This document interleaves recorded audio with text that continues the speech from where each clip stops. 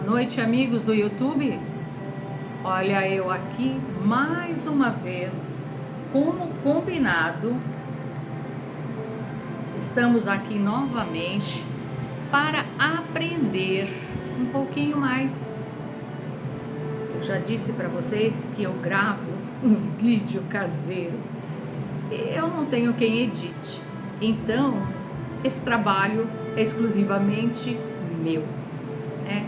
Mas o assunto que nos traz hoje para estudo é para que a gente coloque aqui sobre os espíritos.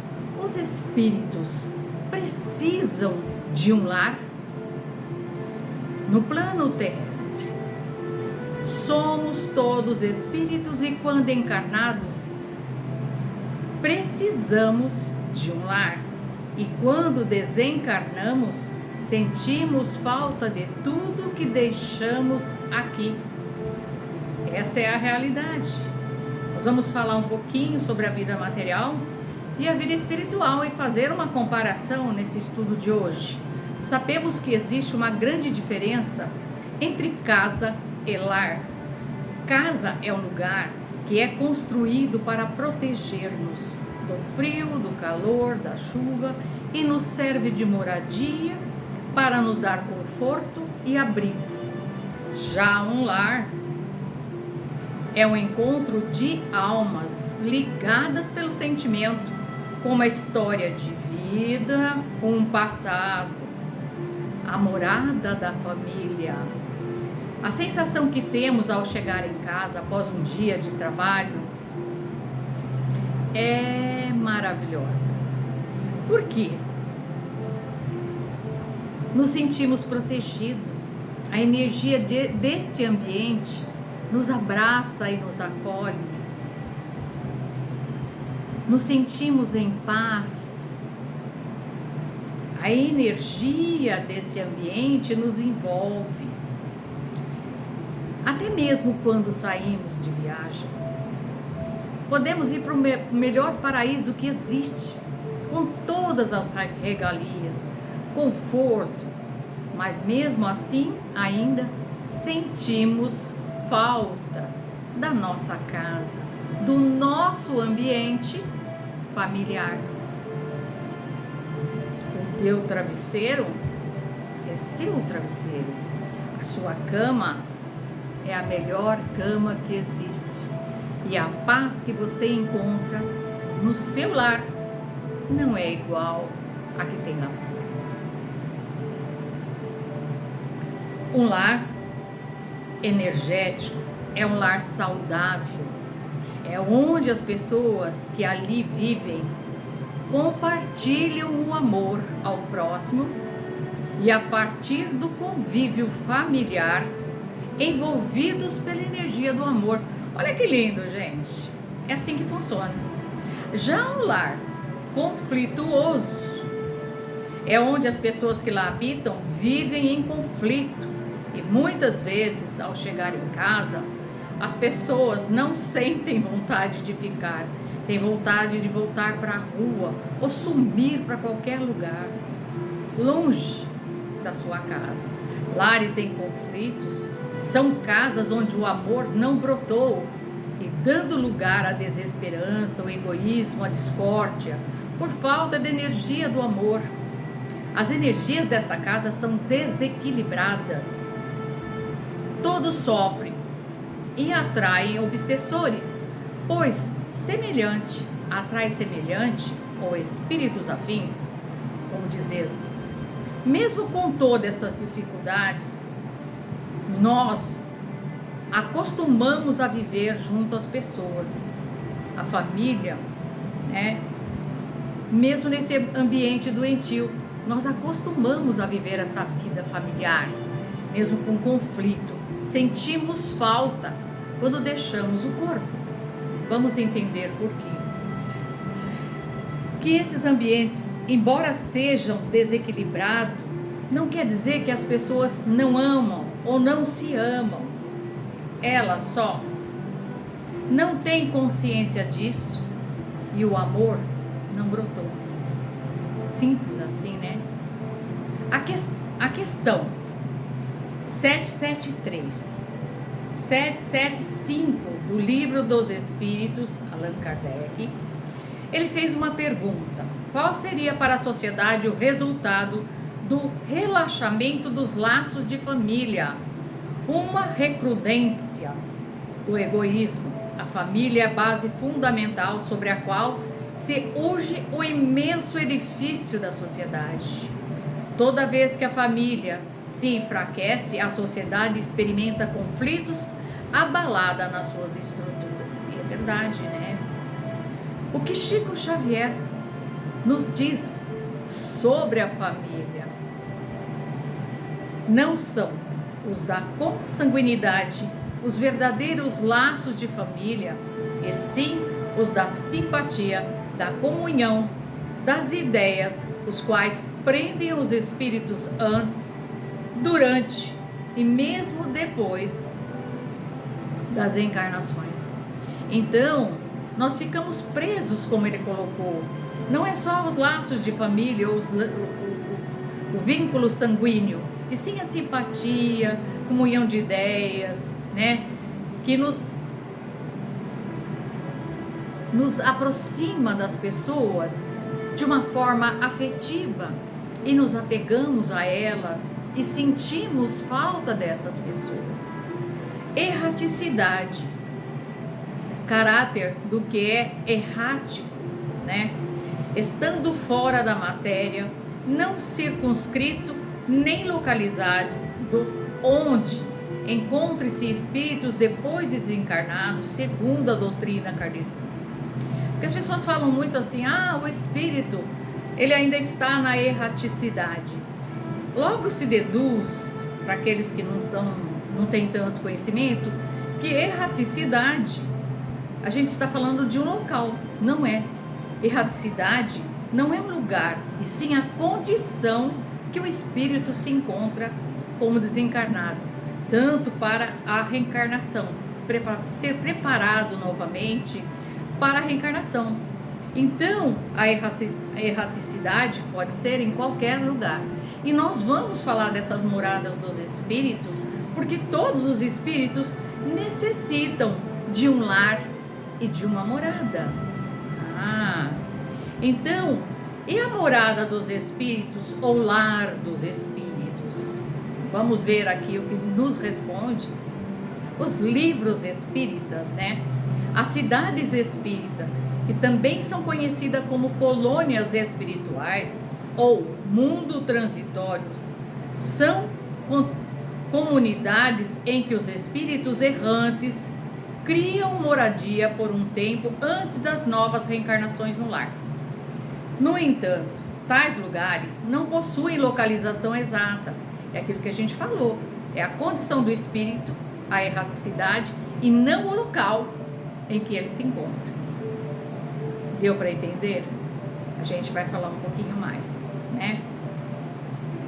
Não é igual a localização exata como aqui na região da Terra. O que tem nas cidades espirituais? Tudo aquilo que nós necessitamos. Aquilo que nós necessitamos aqui, o mundo espiritual, é praticamente uma cópia, bem melhorada, digamos, mas tem para nos fornecer aquilo que temos aqui, pois sentimos falta de tudo que vivemos aqui. Estamos acostumados, e para nos desprender leva um determinado tempo. Então, como fica esse espírito quando ele parte para o plano espiritual? A habitação, há uma semelhança que existe igual aqui na Terra.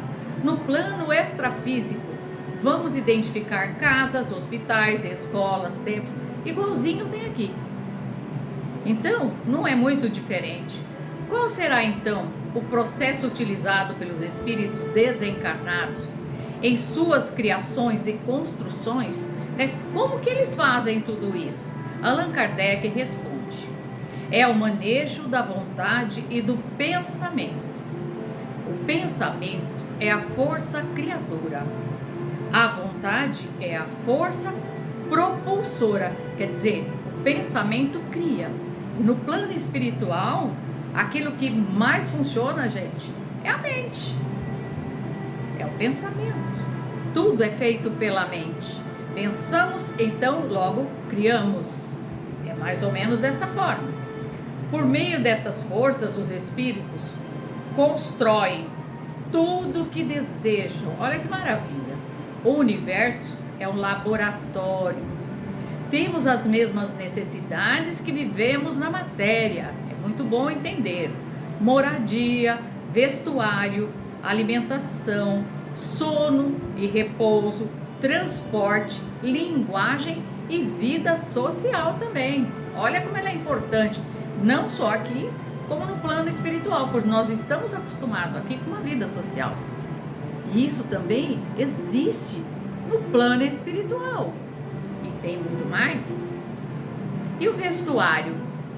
A apresentação externa dos espíritos depende da sua força mental e do seu desejo, pois eles são capazes de se modificarem a sua aparência através de um processo denominado ideoplastia. Os espíritos, eles plasmam a vestimenta, a roupa que eles usam.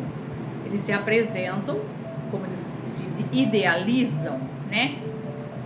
Plasmam essa roupa para andarem entre os outros, porque nós não andamos nu aqui na Terra, né? Então sentimos falta do vestuário também no plano espiritual, vamos entender assim. Mas nem todos os espíritos, vamos entender aqui direitinho, têm evolução suficiente ou condição suficiente para poder plasmar as suas vestes perespirituais. Daí a necessidade de roupas confeccionadas por especialistas na área. André Luiz, em Nosso Lar, mostra-nos departamentos reservados a essas tarefas. Então, tem vários setores, tudo que tem aqui tem lá também, gente. Alimentação, muita gente fala, gente, morreu, não come mais, não bebe mais, nós temos as mesmas necessidades. A gente leva um tempo para perder ou tem que ter um certo grau evolutivo para que você comece a tirar essa energia de uma outra forma. Mas eu vou explicar aqui direitinho para vocês. Mas temos as mesmas necessidades de se hidratar, temos sede, fome, sono. Tudo aquilo que nós temos aqui, continuamos tendo lá, porque teria que ser diferente, porque somos espíritos. Vamos entender um pouquinho mais. Nem todos os espíritos são capazes de retirar o fluido cósmico universal, a energia reparadora para suas células. Daí a necessidade dos espíritos ainda que estão ligados à matéria se alimentarem de recursos energéticos mais consistentes. Por esse motivo, observando-se o mundo espiritual, alimentos à base de sumos, sopas e frutas. Então aquele espírito que vai para o lado de lá, ele ainda tem fome, ele ainda tem sede, ele é alimentado mais ou menos como um alimento próximo daquilo que possa satisfazer as suas necessidades, né? Porque ele leva isso com ele, né? Morreu, acabou, não tem mais fome, não tem mais... Não é assim. O processo é lento, existe a sabedoria divina que provê para cada um de nós tudo aquilo que nós necessitamos, tanto aqui na Terra como no plano espiritual, pois somos filhos de Deus e somos espíritos aqui e lá. As nossas necessidades daqui levamos para lá. E o sono e o repouso?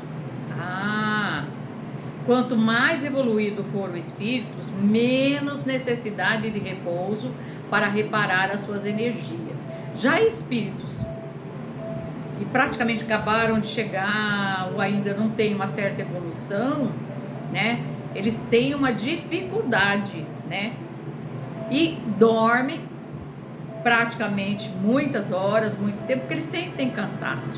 As mesmas necessidades que tinham aqui.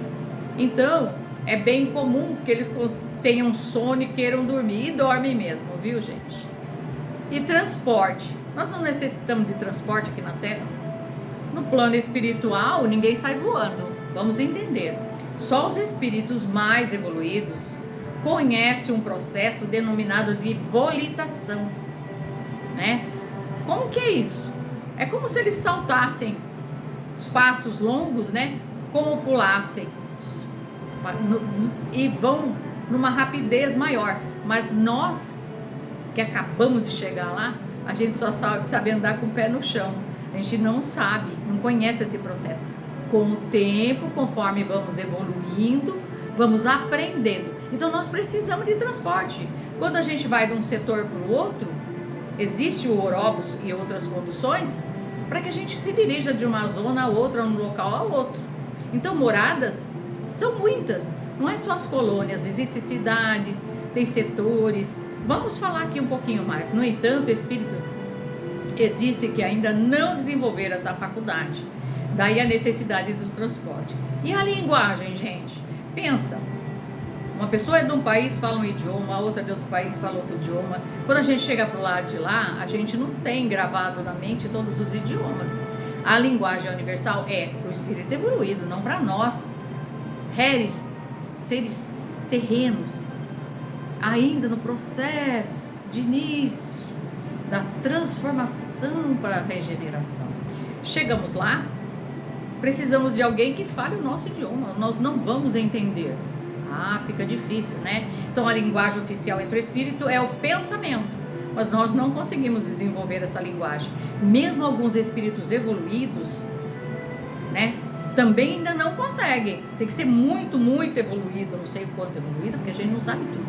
Eu estou passando para vocês um pouquinho que eu estudei e aprendi. E nós estamos aprendendo junto. Então aqueles espíritos que são muito evoluídos, eles se comunicam pelo pensamento. E nós não conseguimos. E até alguns espíritos mais evoluídos também não conseguem. No entanto, né? Eles se comunicam, a gente precisa da palavra articulada, né?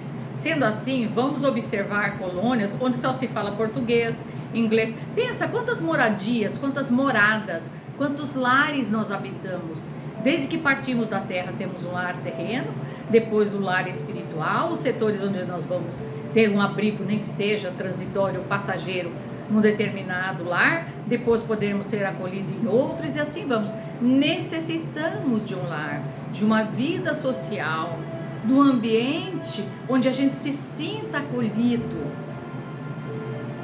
É do próprio espírito esse sentimento, pois nós não somos seres que vivemos sozinhos, nós necessitamos uns dos outros, até para aprendizado. Vida social, olha lá que lindo. A vida social nas colônias é intensa e tem como objetivo a preparação dos espíritos para o retorno, né?